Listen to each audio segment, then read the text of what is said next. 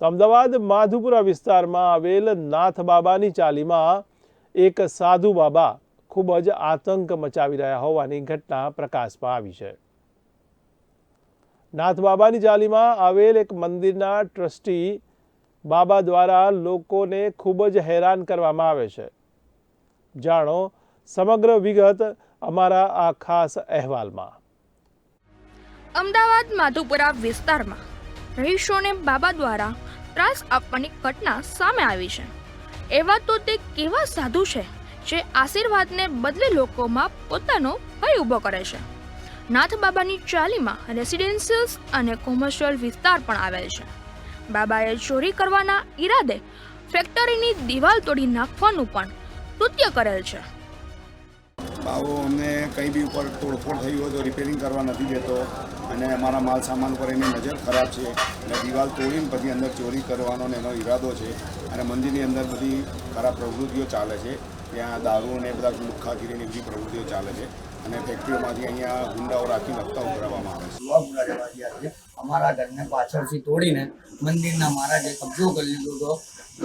મંદિરે મહારાજે કબજો કરીને બી હાલમાં મને મીડિયાવાળાની રાહતથી મને સુવિધા મળીને મારું મકાન મારા હાથમાં પાછું આવી।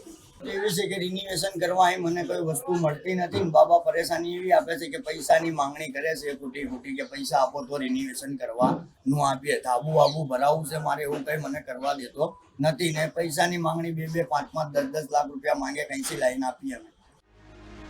ચાલીમાં ટ્રસ્ટની જમીન ઉપર આશરે 150 થી વધુ મકાનો આવેલા છે। પૈસાની લાલચે ફેક્ટરીના માલિકોની સાથે રહીશોને પણ હેરાન કરે છે। ત્યાં રહેતા ભાડુઆતો તેમનું ઘરનું ભાડું કોર્ટમાં ભરે છે, છતાં પણ ભાડુઆતોને ઘરમાં કોઈ પણ પ્રકારની મરામત કરાવી હોય તો પણ બાબા રૂપિયા 50,000ની માંગણી કરે છે અને લોકોને છત ભરાવી હોય તો પણ રૂપિયા 3 લાખની માંગણી કરે છે। ભાડુઆતોના ઘરમાં તેમની પરવાનગી વગર એમના ઘરની દિવાલ તોડી અંદર આવવાના પણ પ્રયાસો કરે છે। અસામાજિક તત્વોને ચાલીમાં બોલાવી ત્યાંની બહેનો દીકરીઓને હેરાન કરે છે। રહીશોના ઘરની દિવાલ તોડી ઘરને તાળા લગાવી દે છે। અગાઉ અંદાજે પહેલા બાબાએ લોકોના ઘરની દિવાલ અને ફેક્ટરીની દિવાલ તોડી હતી। તે ઘટનાને પગલે ફેક્ટરીના માલિક અને રહીશો દ્વારા માધુપુરા પોલીસ સ્ટેશનમાં ફરિયાદ પણ નોંધાવી હતી। અમે અહીંયા પેઢીઓથી રહીએ છીએ એટલે ગઈ વખત હમણાં આ બાબાએ એવું કર્યું કે ઘરની પાછળ ઘરની અને અમારા મંદિરની દિવાલ એક જ છે, તો એ મંદિરથી દિવાલો તોડીને અમારા ઘરમાં આવી જાય છે। એટલે અમારો એવું છે કે ઘરમાં બુજુર્ગો રહેતા હોય, નાના છોકરાઓ છે, પ્લસ અમારા જેવી છોકરીઓ છે, તો અમારા સિક્યોરિટી ઉપર એક પ્રશ્ન ઊભો થાય છે કે ભાઈ આ અમારી માટે કેટલી સિક્યોરિટી એમ।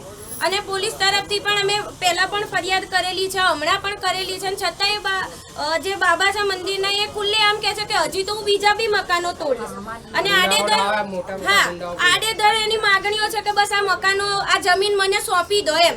જ્યારે અમે અહીંયા પેઢીઓથી રહીએ છીએ ને આ મકાનો અમારા છે એમ, અને છતાં એનું કહેવું છે કે અમને સોંપી દો અને પાછળથી દિવાલો તોડીને અમારા ઘરમાં આડેધડ જેમ ફાવે એમ આવી જાય। પછી મકાનના પતરા ઉપર સાંજ પડે એમના આદમીઓ ફરતા હોય, જ્યાં ત્યાંથી ઉતરીને અમારી બાજુ આવી જશે। બસ આ બધા કામો ચાલતા હોય છે।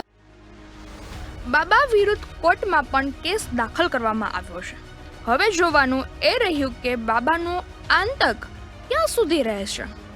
આવા મંદિરમાં લોકોને દર્શન અર્થે પણ આવવા દેતા નથી। બાબા એટલી હદે ત્રાસ મચાવે છે કે રહીશોના ઘરની દિવાલો તોડી ઘરમાં ઘૂસી જઈ તાળું મારી દેવા સુધીનો પણ આતંક મચાવે છે। સ્થાનિક રહીશોએ આક્ષેપ પણ કર્યો છે કે બાબા છોકરીઓને પણ હેરાન કરે છે।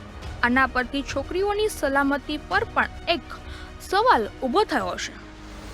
રહીશોએ તેમના પ્રશ્નોને લઈને પોલીસોમાં પણ તેમની રજૂઆત કરી છે અને કોર્ટમાં પણ રહીશો અને ફેક્ટરીના માલિકો દ્વારા કેસ દાખલ કરવામાં આવ્યો છે, છતાં પણ બાબાને તંત્રનો કોઈ જ ભય નથી તેવું લાગી રહ્યું છે।